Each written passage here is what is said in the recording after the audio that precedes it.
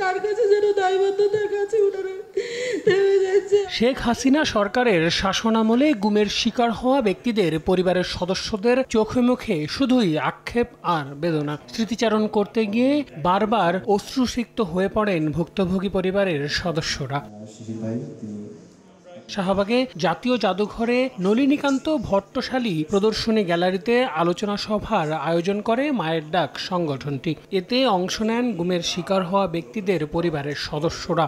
অংশ নেওয়া প্রতিটি পরিবারের সদস্য তাদের স্বজন প্রিয়জনকে ফিরিয়ে দিতে অন্তর্বর্তীকালীন সরকারের হস্তক্ষেপ কামনা করেন। একই সঙ্গে দ্রুত জড়িতদের বিচারের দাবি করেন তারা।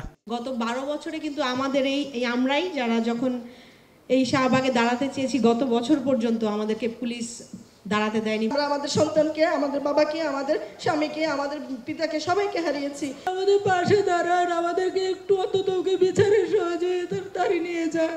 সভায় গুমের ঘটনায় সুষ্ঠু বিচারের জন্য নিরপেক্ষ তদন্তের দাবি জানানো হয়। এই বিচার আমরা চাই, এই বিচার হতে হবে। এখানে তার প্রথম ধাপ কিছুটা এগিয়েছে, এটা স্বীকৃতি।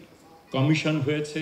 এটা এই ধরনের বিচার না যে কে কাকে রেপ করেছে, only the rapist will be punished. No, এটা সাচ টাইপ অফ ট্রায়াল যেখানে পুরো chain will be held responsible. তার উপরে কে, তার উপরে কে, তার উপরে কে, তার উপরে কে। আয়নাঘর সহ বন্দিশালাগুলো উন্মুক্ত করার দাবিও জানান তারা। কোনো বাহিনীর কাছে কখনোই যেন আর কেউ এইভাবে অনিরাপদ না হয়ে ওঠে।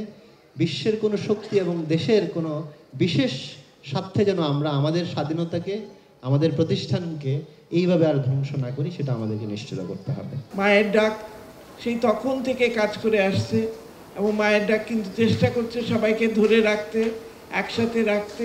সেটার একটা কারণ হলো যেটাই আমরা করব সমষ্টিগতভাবে যেন আমরা করতে পারি। ন্যায় বিচার নিশ্চিতে সবার সহযোগিতা চেয়েছেন মায়ের ডাক সংগঠনের নেতারা। আল আমিন তুষার, সময় সংবাদ, ঢাকা।